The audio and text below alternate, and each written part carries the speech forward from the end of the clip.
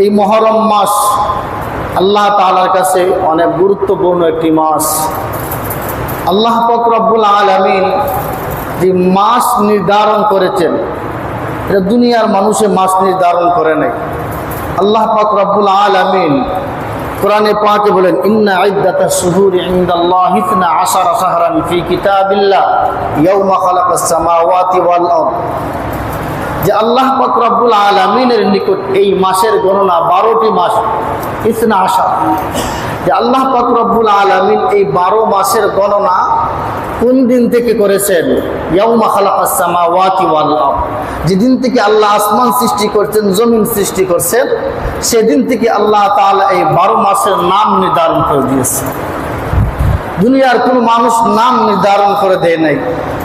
এই মুহররম মাস হলো 12 মাসের প্রথম মাসের নাম হলো মুহররম মাস। আরবি প্রথম মাস হলো মুহররম মাস। এই মুহররম মাসে আমরা ইবাদত করি, আবার আমরা ইবাদতের নামে গুনাহ কামাই করি কিনা করি না?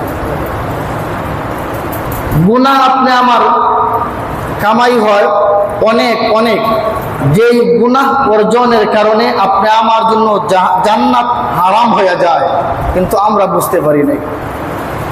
এই মাসটি হলো মুবারকময় মাস। এই মাসে আল্লাহ পাক রব্বুল আলামিন দুনিয়াতে যত কর্মকাণ্ড ঘটেছে সব কিছু এই মুহররম মাসের 10 তারিখে আল্লাহ তাআলা বাস্তবায়ন করছে। মহান রব্বুল আলামিন যেই দিন আসমান বানান, সেই দিনটাও ছিল মুহররম মাসের 10 তারিখ। যেই দিন আল্লাহ জমিন বানান, সেই দিনটাও ছিল মুহররম মাসের 10 তারিখ। যেই দিন আল্লাহ পাহাড় বানান, সেই দিনটাও ছিল মুহররম মাসের 10 তারিখ। যেই দিন আল্লাহ নদী নালা খাল বিল বানান আল্লাহ তাআলা, সেই দিন এই মাসটা ছিল মুহররম মাসের 10 তারিখ। আল্লাহ পাক যেই দিন আরশ লৌহ কলম যেদিন বানান আল্লাহ তাআলা, সেই মাসটা ছিল মুহররম মাস 10 তারিখ। আল্লাহ পাক যেই দিন জান্নাত বানান, সেই মাসটা ছিল মুহররম মাসের 10 তারিখ। আল্লাহ তাআলা যেই দিন জাহান্নাম বানান, সেই মাসটা ছিল মুহররম মাসের 10 তারিখ। আদম পয়গম্বরকে আল্লাহ তাআলা যেই দিন বানান, সেই মাসটাও ছিল মুহররম মাসের 10 তারিখ। আদম আলাইহিস সালাতু ওয়াস সালামের সঙ্গী যিনি হাওয়া আলাইহিস সালাতু ওয়াস সালামকে যে বানাইলেন, সেই মাসটা ছিল, দিনটা ছিল মুহররম মাসের 10 তারিখ। আল্লাহ পাক রব্বুল আলামিন যে হযরত আদম আলাইহিস সালাতু ওয়াস সালামকে জান্নাত থেকে যখন যে বের করে দিলেন, দুনিয়া নামক স্থানে পাঠাইলেন, সেই দিনটাও ছিল মুহররম মাসের 10 তারিখ। মহান রব্বুল আলামিন হযরত নূহ আলাইহিস সালাতু ওয়াস সালামের যে প্লাবন শুরু হয়েছিল, শেষ হয়েছিল মুহররম মাসের 10 তারিখ। যেই পাহাড়ের মধ্যে নৌকা লেগেছিল, সেই দিনটাও ছিল মুহররম মাসের 10 তারিখ। এই 10 তারিখে, মুহররম মাসের 10 তারিখের ঘটনা যে নতুন না পুরাতন?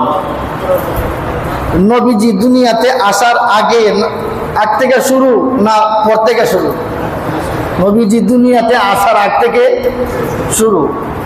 আমরা কিছু মুসলমান বুঝতেছি না যে মুহররম মাসের 10 তারিখ আসলে আলু চাটনি খাওয়া আর আলু ভাজি খাওয়া এবং গোসল না করা, নামাজ আদায় না করা, মাত্র মরিচা মারা, তারপরে বুক ভাঙ্গা ফেলানো, শরীরে কাপড় ছিঁড়িয়া ফেলানো, গুড়া বানানো, এগুলা যত যা কীর্তি কালামগুলো আছে সব ইসলাম পরিপন্থী কাজ, ঠিক না?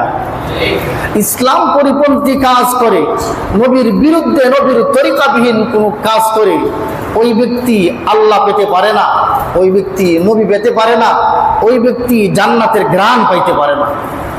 জান্নাতের ঘ্রাণ পাইতে হলে নবীর তরিকা অনুযায়ী, নবীর পদ্ধতি অনুযায়ী আমল করতে হবে, আল্লাহর হুকুম পালন করতে হবে। যে মুহররম মাসের শুধু আমরা যে একটা থিওরি নিয়েই আমরা বাংলাদেশের মুসলমান, এত হাবা মুসলমান আর এত কিছু হাবা আলেম উলামায়ে কেরাম আছে, আল্লাহ জানে এগুলো কোন মাদ্রাসায় লেখাপড়া করছে। আমার কথাগুলো একটু করা হয়, আমি নিজেও বুঝি, করা এই জন্যই বলতে হয়, কিছু লাগতে হয় শরীরের মধ্যে, লাগলে বোঝা যাবে, সজাগ থাকবে যে না, যে কথাগুলো যাতে স্মরণ হয়, এই জন্য একটু করা ফেরা বলি। যে হাবাগুলো কোন মাদ্রাসায় লেখাপড়া করলো, কোন উস্তাদে পড়াইলো, কারে বলতেছি? কিছু হাবা মার্কা হুজুর আছে, ওরা কিন্তু ওদের মিলাতে যায়, যা ওদের মিলাদ করায়, ওরা মিষ্টি খাওয়ায়, মিষ্টি খায়, বুঝছেন? যেগুলো শরীয়ত পরিপন্থী, শরীয়ত সাবুত করে না, সামাজিকতায় মান্য নেয় না। আছে কিনা? আছে না? এমন কাজ সামাজিকতায় মান্য নেয় না। এমন কিছু কাজ নামদারি কিছু আলেম ওলামায়ে কেরাম, ওরা নাম দিয়েছে আলেম, তো এই মুহররম মাসে ওরা এই কাজগুলো করে থাকে। মরসা মারবো, নাম কি দিব? মরসা। ওরা গুড়া বানাইবো, মাতম করবো, বুঝছেন? বিভিন্ন জারি গানগুলো গাইতে থাকবো। এই জারি গান গাইয়া আল্লাহ পাওয়া যাবে। এই মরসা মারা কোথায় থেকে যে আসলো? আর এই মুহররম মাসের যে কারবালার ইতিহাসটাকে শুধু দইরা নেওয়া, যে এই মাসে মুহররম মাসের 10 তারিখে এই একটা ঘটনা ঘটছে, আর কোনো ঘটনা ঘটে নাই। মুসা আলাইহিস সালাতু ওয়াস সালামকে আল্লাহ তাআলা মুহররম মাসের 10 তারিখে ফেরাউনের কবল থেকে আল্লাহ তাআলা মুক্তি দান করছেন। নবী করিম সাল্লাল্লাহু আলাইহি ওয়াসাল্লাম মক্কায় থাকতে মক্কার মুশরিকেরা নবীজি দুনিয়া আসার আগেও এই মুহররম মাসের 10 তারিখে সম্মান করতো। তারা যুদ্ধ বিগ্রহ তারা বন্ধ করে দিত, মারামারি বন্ধ করে দিত, এই মাসকে সম্মান করত। আল্লাহর রাসূল সাল্লাল্লাহু আলাইহি ওয়াসাল্লাম মক্কাতে ছিলেন, মক্কাতে তাইকা এই মাসের সম্মান করছেন। নবীজি মুহররম মাসের 10 তারিখে রোজা রাখছেন। নবীজি মুহররম মাসে 10 তারিখে রোজা রাখছেন। নবীজি যখন মক্কা থেকে মদিনা হিজরত করেন, মক্কা থেকে মদিনায় হিজরত করেন, গিয়া দেখলেন ইহুদিরা ওরা রোজা রাখে। কি রাখে? রোজা। ওদেরকে নবীজি যখন জিজ্ঞাসা করলেন, এই ইহুদিরা, তোমরা যে রোজা রাখো, এটা কিসের জন্য রাখো? আমরা এই জন্য রাখি যে আমাদের নবী হযরত মুসা আলাইহিস সালাতু ওয়াস সালামকে আল্লাহ মুহররম মাসের 10 তারিখে ফেরাউনের কবল থেকে আল্লাহ নাজাত দিয়েছিল। এই জন্য শুকরিয়া স্বরূপ আমরা এই মুহররম মাসের 10 তারিখে রোজা রাখি। ভালো কাজ না? আল্লাহ রাসূল সাল্লাল্লাহু আলাইহি ওয়াসাল্লাম যখন দুনিয়াতে আসলেন, পূর্বের যত ধর্ম ছিল সব ধর্ম বাতিল। বিশ্বাস করব, অনুসরণ করা যাবে না। বিশ্বাস করব, অনুসরণ করা যাবে না। নবী মুসা আলাইহিস সালাম আল্লাহর পয়গম্বর মানি, কিন্তু নবী পয়গম্বর, নবী মুসা পয়গম্বরের হুকুমত চলবে না। আমাদের নবী দুনিয়াতে এসে গেছে, চলবে? আমাদের নবী দুনিয়াতে এসে গেছেন, নবী মুসা আলাইহিস সালাতু ওয়াস সালামের হুকুমত চলবে না, অনুসরণ চলবে না। আমল মুহাম্মদুর রাসূলুল্লাহ সাল্লাল্লাহু আলাইহি ওয়াসাল্লামের তরিকা অনুযায়ী চলবে। যদি মুহাম্মদুর রাসূলুল্লাহ সাল্লাল্লাহু আলাইহি ওয়াসাল্লামের তরিকা অনুযায়ী আমল হয়, এই আমলটা আপনি আমার সার্টিফিকেট থাকবে। এই আমলটা সার্টিফিকেট হয়ে আপনি আমার নাজাতের জন্য সামনে হাসরের ময়দানে যখন পেশ করা হবে, তখন এই আমল কাজ দিবে। আপনি আমার সামনে মোকাবেলা করবে, বিপদের মোকাবেলা করবে। নবীজি সাল্লাল্লাহু আলাইহি ওয়াসাল্লাম যখন মদিনায় গেলেন, বললেন ওরা শুকরিয়া স্বরূপ একটা রোজা রাখে। আল্লাহর নবী বললেন যে দেখো, আমি হইলাম যে তোমাদের চেয়ে সবচাইতে বেশি কাছের। তোমরা যার জন্য রোজা রাখো, শুকরিয়া স্বরূপ যে রোজা রাখো মুহররম মাসের 10 তারিখ, তিনি হলেন আমার ভাই। তা তোমাদের চেয়ে আমার মহব্বত বেশি, তোমাদের চেয়ে আমি তাকে চিনি, তোমাদের চেয়ে ভালোবাসা আমার বেশি। তোমরা এই একটা রোজা রাখতেছো, তোমরা এই একটা রোজা যে রাখো, তোমরা তোমাদের মতো করে রোজা রাখো না, তোমরা আমার কথা অনুযায়ী রোজা রাখো, তাহলে সওয়াব পাইবা।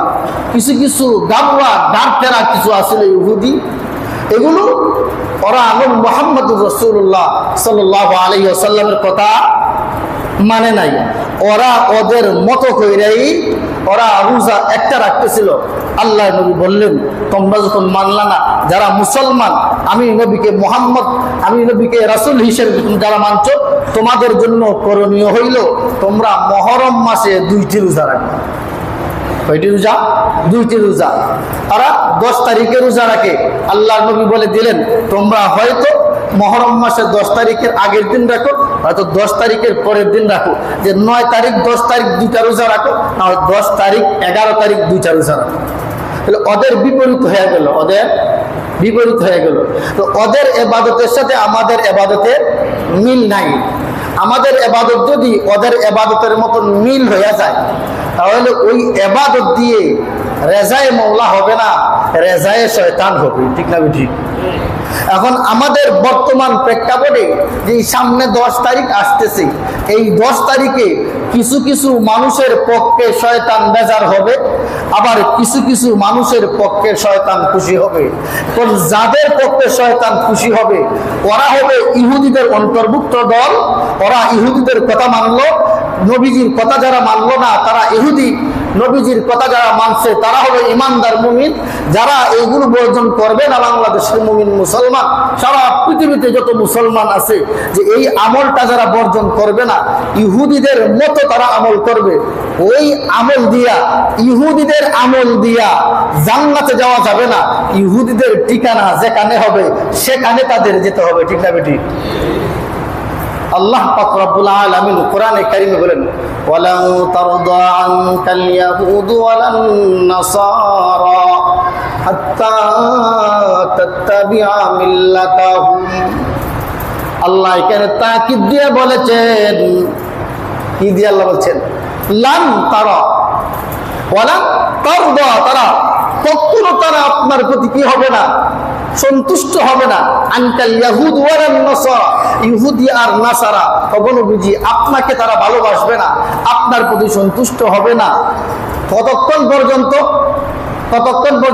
হাত্তা তাত্তাবিআ মিল্লাতাহুম, যতক্ষণ পর্যন্ত তাদের মিল্লাত, তাদের দ্বীন, তাদের ধর্ম অনুসরণ না করছেন, তাদের মতো না হয়েছেন, ততদিন পর্যন্ত আপনাকে তারা মানবে না, আপনাকে মহব্বত করবে না, আপনাকে বুঝবে না। নবীজি ওদের মতন না হইলে ওরা নবীজির কথা মানবে না। যে আল্লাহ পাক জানাই দিলেন যে কত নম্বরে দুষ্ট ওরা, ইহুদিরা নাসারারা, ওরা কি দুষ্ট কিনা? দুষ্ট না, ওরা দুষ্ট, ওরা মুসলমানদের দুশ্মন, ওরা এই দুশ্মনী করতেই থাকবে। এখন আসুন যে ফাঁকি দিয়া আর একটু হালকা একটু কথা বলে ফেলি, সময় কম।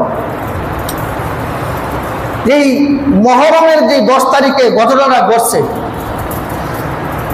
এই কারবালার ইতিহাস, এটা হয়েছে হইলে গিয়া 60 হিজরির পরে, কয় হিজরির পরে।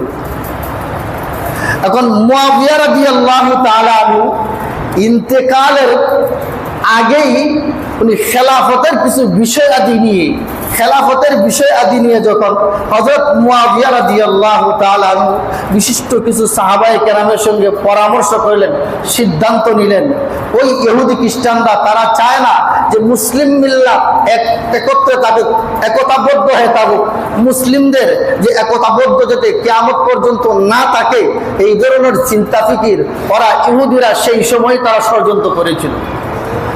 এই ষড়যন্ত্রটা বাস্তবতায় ঘুরতে ঘুরতে দেখেন যে হযরত মুআবিয়া রাদিয়াল্লাহু তাআলা চিন্তা করলেন যে ষড়যন্ত্র তারা চালাইছে মুসলমানদের মধ্যে ফাটল সৃষ্টি করার জন্য, এখন যদি এই বর্তমান অধিবেশনে আমি মৃত্যুর আগে আগে মোটামুটি একটা চিকনা লাইসা গেছে, মৃত্যু আর বেশি দিন বাকি নাই, মৃত্যু হয়ে যাবে, শরীরের কন্ডিশন ভালো না, সাথীবর্গ যারা ছিল তারা পরামর্শ দিল যে আপনি থাকা অবস্থায় একটা সিদ্ধান্ত নিয়ে যান, একটা সিদ্ধান্ত নিয়ে যান। এটা তো খেলাফতের বিষয়, এদিকে তো একটা হয়ে গেছে।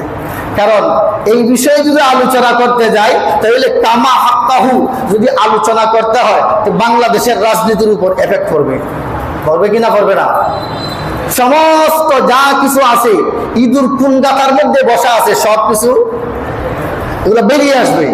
বেরিয়ে আসলেই বিভিন্ন সময় বিভিন্ন মসজিদে ইমাম সাহেবরা যদি আলোচনা করতে চায়, দেখা যায় ইমাম সাহেবদেরকে টুকা দিয়ে বসাই দেয়, তো আপনি এই বিষয়ে আলোচনা করেন না, কোরআন হাদিসের বিষয়ে আলোচনা করেন। দেখি এগুলা কি কোরআন হাদিসের বিষয়ে আলোচনা না? দেখ আলহামদুলিল্লাহ আপনারা খাগানবাসী কেন্দ্রীয় মসজিদে আলহামদুলিল্লাহ যে আপনারা মুসল্লিরা আছেন, আপনারা যে মনোযোগ দিয়া আলোচনা যে বিষয় হয়, যে আপনারা যে মনোযোগ দিয়া দিলে প্রাণে মাইনা যে শুনতে পারতেছেন, এটাও একটা যে মজবুত ইমানদারদের একটা লক্ষণ বোঝা যায়। যারা এই ধরনের আলোচনা শুনলে লাভ দিয়া উঠে, বুঝতে হবে ইহুদিদের রক্ত ওর শরীরের মধ্যে ঢুকানো আছে। ঠিক না? এই ধরনের আলোচনা করলে ওদের শরীরে আগুন লাগে, ফাঁক ছেড়া দূরে হারাইবে। ও ইহুদিদের টাকা খাচ্ছে, ও ইহুদিদের পা চাচ্ছে মুসলমান হয়ে। এবং ইহুদিদের কথা বললে, খ্রিস্টানদের কথা বললে, ভিন্ন ধর্মীদের কথা বললে ওদের শরীরে আগুন জ্বলে। কেন? কারণ ওর পেটের ভিতরে ওদের মাল আছে, ওর পেটের ভিতরে ওদের মাল আছে। যে কারবালার ইতিহাসটা যে মূলত ছিল যে সিয়াসত, যে খেলাফত ভিত্তিক এই বিষয় নিয়ে মুআবিয়া রাদিয়াল্লাহু তাআলা একটা পয়েন্ট বোঝানোর জন্য, যারা মুআবিয়া রাদিয়াল্লাহু তাআলা আনহুকে গালি দেয়, আমি বলবো এরাও অযোগ্য। যারা মাঠে ময়দানে আলোচনা করে আর আলোচনা করে মুআবিয়া রাদিয়াল্লাহু তাআলা আনহুকে গালি দেয়, ওরা অযোগ্য, ওরা অপদার্থ, ওরা অপদার্থ। কারণ মুআবিয়া রাদিয়াল্লাহু তাআলা আনহু এমন একজন সাহাবী ছিলেন, তিনি কাতিবুল ওহী। তিনি আল্লাহ পাক রব্বুল আলামিন যখন জিবরিল আলাইহিস সালাতু ওয়াস সালামকে পাঠাইতেন, জিবরিল আলাইহিস সালাতু ওয়াস সালাম নবীজির কাছে আসতেন, আর নবী করিম সাল্লাল্লাহু আলাইহি ওয়াসাল্লাম যেই লেখাইতেন, যে লেখনির মধ্যে একজন সাহাবী হলেন হযরত মুআবিয়া রাদিয়াল্লাহু তাআলা। আর ওই সাহাবীর সমালোচনা তোমার মতন কটাই মোল্লা তুমি এই বাংলার জমিনে বসে বসে তুমি করো। তোমার তো বোঝার দরকার যে আমি আরেকটু গভীরে যাওয়ার দরকার, যে সাহাবায়ে কেরামের মর্যাদাটা কি, সাহাবায়ে কেরাম কে, এই জিনিস আমার চিনার দরকার। মুহররম মাস আসলে তুমি তোমার অনুসারীদেরকে নিয়ে তুমি গালি দাও, তুমি মাতম মারো, তুমি হাচ্চন হুচ্চন বলো, তুমি হাসান হুসাইন রাদিয়াল্লাহু তাআলা নামটাকে তুমি সঠিকভাবে তুমি উচ্চারণ করতে পারো না, তুমি হাচ্চন হুচ্চন বলে তুমি গালি দাও। এটা তো ইমানদার এবং পরিপূর্ণ জ্ঞানী মানুষের কথা হতে পারে না। নাম বিগড়ে ডাকে কে? যাদের রুচি ভালো না, যাদের মেজাজ নষ্ট, এক পোলাপান আরেক পোলাপানে যখন ঝগড়া লাগে তখন কয় যে ও রহমান্নার ভুলা এটা করছে, তো আব্দুর রহমান কত সুন্দর একটা নাম, ঠিক আছে? এই সময় বলে কি রহমান্নার ভুলা, যে এই কথাটা বলছে যে রহমান্নার ভুলা আমার এটা হয়েছে, এই কথাটা কি ভালোভাবে ভালো দৃষ্টিতে বলছে না খারাপ দৃষ্টিতে বলছে? এখন যদি একজন সাহাবীর বলে হাসান না আর হুসাইন না, তাহলে এই সাহাবায়ে কেরামের নাম রে কি মর্যাদা দিয়ে ডাক দিল না বিগ্রহে ডাক দিল? এটা হিংসুকতা ভাব নিয়ে সে সাহাবায়ে কেরামকে ডাক দিল। এই জিনিস যারা বুঝানোর মতন পদে আছে, ওরা বুঝাইতে হবে, ওদের দায়িত্ব। এখন নিজের হালুয়া রুটি গরম রাখতে গিয়া, নিজের পকেট গরম রাখতে গিয়া যদি নিজেও জাহান্নামে হইলায় আর যাদেরকে বুঝাইলা তারাও জাহান্নামে চলে গেল। যে মুআবিয়া রাদিয়াল্লাহু তাআলা আনহুকে গালি দেওয়া জঘন্যতম পাপ।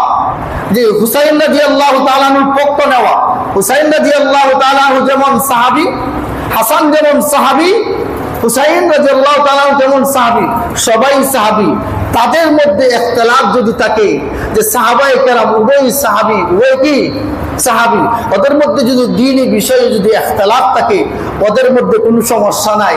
কারণ দুইজন সাহাবী, দুইজন মুজতাহিদ ইজতিহাদকারী যদি দ্বীনের জন্য ইজতিহাদ করে, যদি একজন একটা ভুল হয়, ভুল হইলেও 100, সঠিক হইলে 200।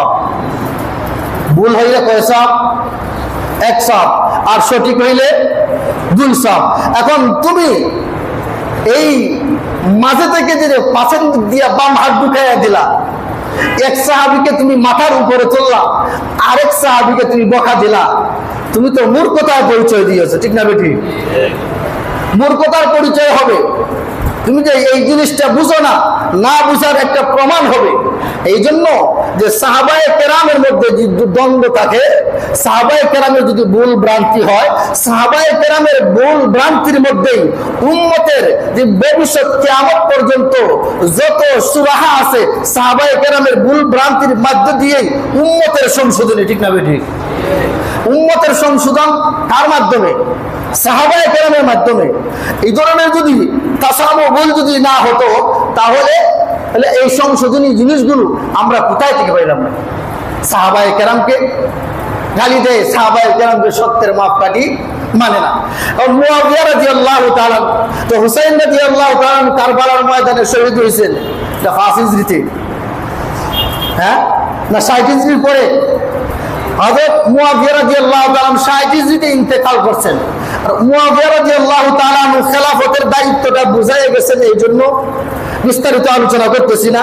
যে উনি নিজে বলছেন যে আমি দেখতেছি যে আমার পিছনে যে ইসলামী খেলাফতকে ধ্বংস করার জন্য যে পায়তারা আর দুষ্টামি চলতেছে, যে দক্ষ এবং বিবেকবান বিচক্ষণ একজন মানুষের প্রয়োজন, ঠিক না বেটি?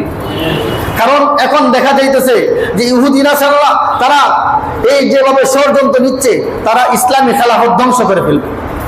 এই বিভিন্ন ফেরকা দলগুলো তারা চাইতেছে ধ্বংস করে দিত। হযরত মুআবিয়া রাদিয়াল্লাহু তাআলা আনহু ছেলে হিসাবে উনি খেলাফতের দায়িত্ব আমিরুল মুমিনিনের দায়িত্ব দেন নাই। ছেলে হিসাবে নয়, কি হিসাবে নয়? ছেলে হিসাবে নয়। একজন বিবেকবান রাষ্ট্র পরিচালনা করার মতন দক্ষতা ক্ষমতা আছে, সেই বিবেচনায় ইসলামী খেলাফত টিকিয়ে থাকবে, সেই বিবেচনায় তিনি এই দায়িত্ব, এই সিদ্ধান্ত নিয়েছিলেন। তিনি মুআবিয়া রাদিয়াল্লাহু তাআলা আনহু জুমার দিন খুতবাতে তিনি বলেছেন, ওয়াল্লাহি আল্লাহর কসম, আমি আমার সন্তানকে যে আমিরুল মুমিনিনের দায়িত্বে আমি বসাবো, আমি আমার নিজের ব্যক্তিগত বংশমর্যাদার জন্য নয়। যখন এই সিদ্ধান্ত নিলেন, কিছু মানুষ পিছনে সমালোচনাকারী আছে না নাই?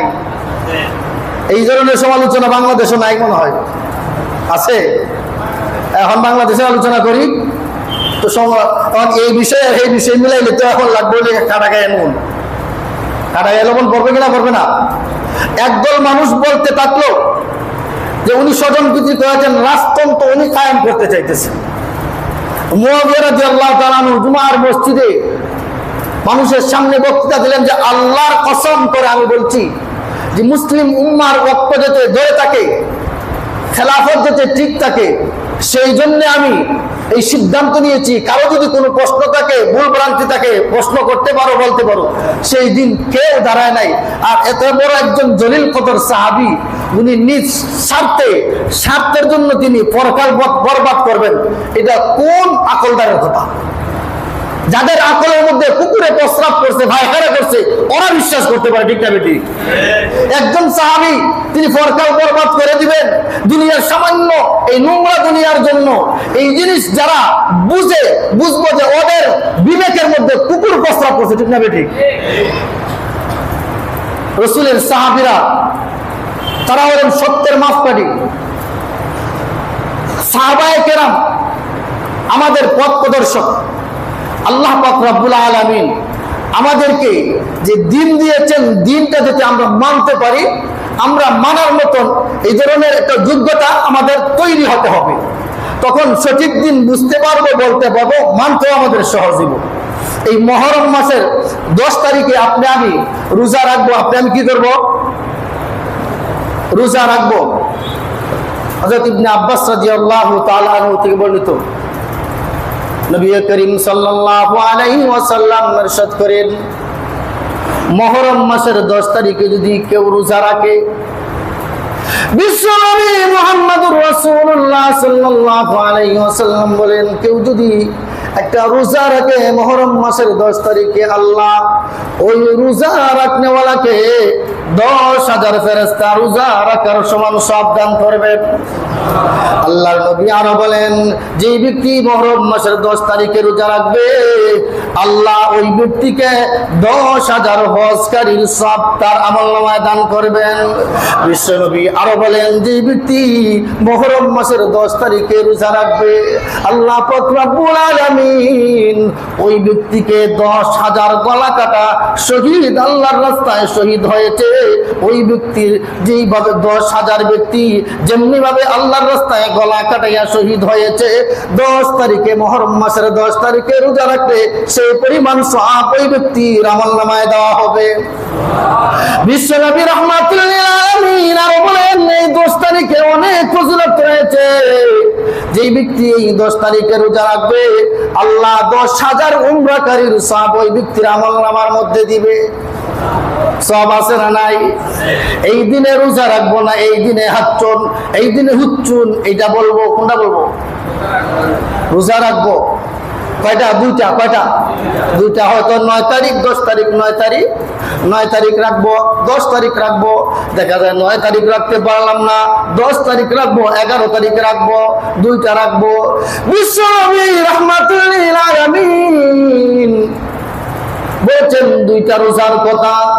এখন একটা রোজা যদি হয় আমরা একটা রোজা রাখবো না, কেউ যদি পারে না সমস্যা যদি হয় এতে কোনো গুনাহ হবে না। যদি কেউ রাখে তাহলে কি হবে? সব পাওয়া যাবে। সবটা কেমন সব? এমন সব আপনি আমার যে আল্লাহর রাস্তায় কুরবান দেওয়ার জন্য 1000 টাকা বাহির করতেও কষ্ট হয়, কিভাবে আপনি আমার গলা কেটে আল্লাহর রাস্তায় শহীদ হব? এটা কি সম্ভব? সম্ভব না। আমি যদি রোজার মাধ্যমে যদি 10,000 শহীদের সওয়াব পেয়ে যাই, 10,000 উমরাকারীর সওয়াব পেয়ে যাই, 10,000 ব্যক্তির হজের সওয়াব পেয়ে যাই, 10,000 ফেরেশতার সওয়াব পেয়ে যাই, আল্লাহ পাক রব্বুল আলামিন এই উম্মতের উপরে আহসান করেছেন কিনা? এই দিনটা মর্যাদা আছে না নাই?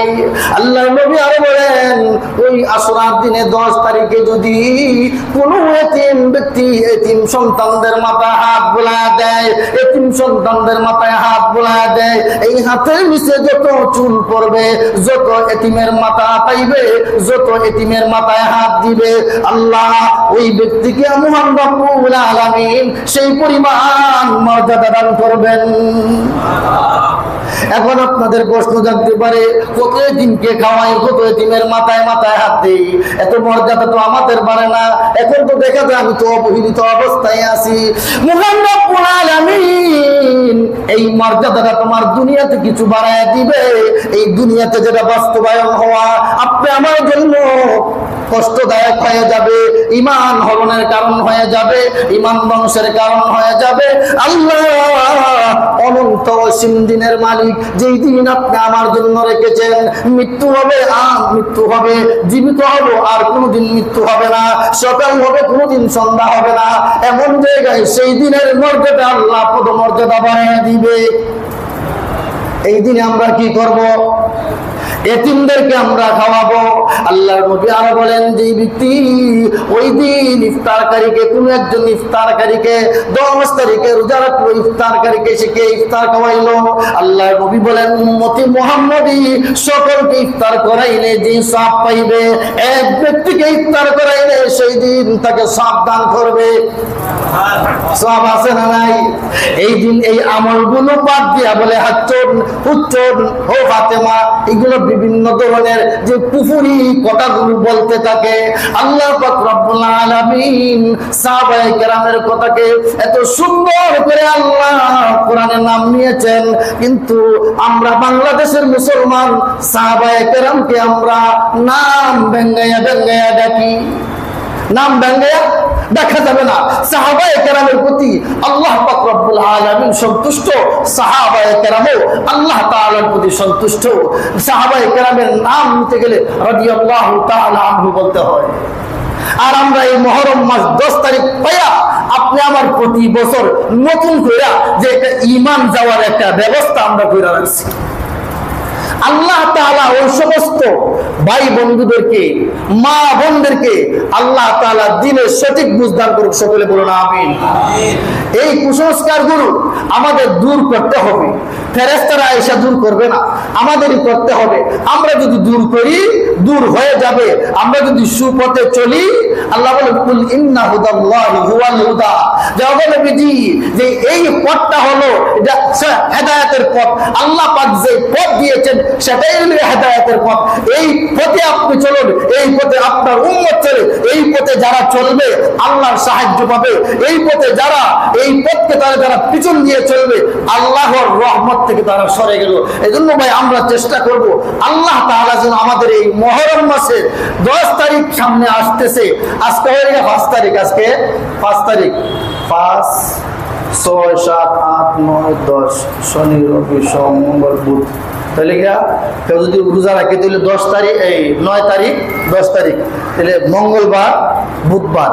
আর যদি রাখি 10 তারিখ 11 তারিখ তাহলে বুধবার বৃহস্পতিবার, এই 2 দিন রোজা রাখবো। আর যারা পারি না, সমস্যা আছে, বিভিন্ন সমস্যা, এটা কোনো আপনাদের উপর চাপ নাই, রাখলে এই সবগুলো পাবো। আর এই 10 তারিখে যত কুসংস্কার আছে এগুলো মন থেকে বাদ দিব। যা কিছু আমরা যারা এগুলা করতেছে ওরা কিন্তু সবের আশায় করে, সবের আশায় না, সবের আশায়, তো সবটা তো পিওর থাকতে হবে, বুঝছেন? এখন এই সব যদি পিওর না হয় তাহলে আপনি আমার এই সব যে কাজ হবে না। আপনি দোকানে চাউল আনতে গেছেন, দেখা যায় পাথরের টুকরা, ইটের টুকরা, বালু, তারপর তেলা পোকা পোকা, এই চাউলকে আপনি 60 টাকা কেজি করে আনবেন।